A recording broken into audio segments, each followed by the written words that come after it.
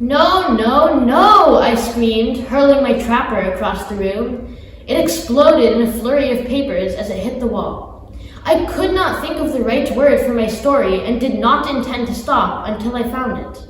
"Joshua," my father tried. "No!" I shrieked again, pounding the carpet with my little fists. Just then, I thought of the perfect word. "Never mind," I said, wiping a stray tear from my eyes as my dad shook his head. I beamed proudly. Such was the beginning of my Birchwood career. Clearly, I have changed a lot since those early first grade years. But what exactly have I learned? That is the question my classmates and I sought to answer through the Ben Franklin Initiative.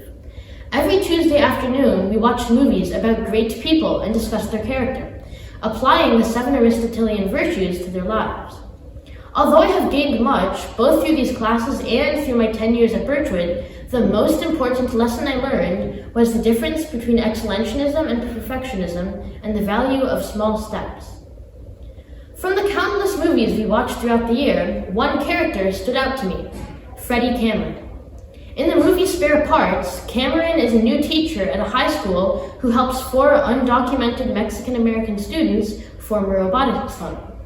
Using the virtues of wisdom, courage, and compassion, he not only leads the team, equipped with no experience, $800, and spare car parts, to a national robotics championship, but also teaches the students about good character and leadership to prepare them for the rest of their lives. Though Cameron was a great person in general, he stood out to me especially because he was not even close to perfect himself. He had his fair share of troubles too, yet tried his best to help others do their best. Spare Parts helped me realize that one does not need to be perfect to be great, and made this idea of a great person seem much more achievable. My best advice to the younger grades stems from this idea.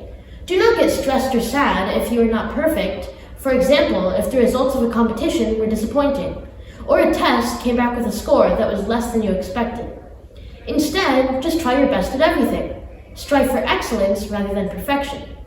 As former British Prime Minister Winston Churchill once said, "Success is not final, failure is not fatal.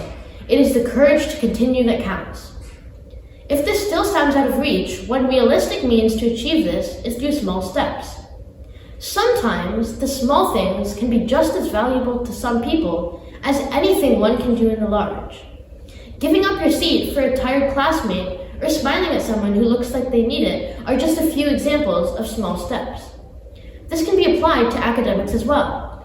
Take advantage of every opportunity that comes your way, and even if you don't do as well as you had hoped, still be proud of how much you achieved. Then learn from your mistakes and try again with newfound knowledge and resolve. Overall, these bits and pieces of wisdom that I have gained from my teachers and classmates here at Birchwood have helped shape me into the graduate I am today, and I will be forever grateful for them. Even as I continue to flourish in high school and beyond, I will never forget these humble roots that kept me grounded long before my towering branches reached the sky.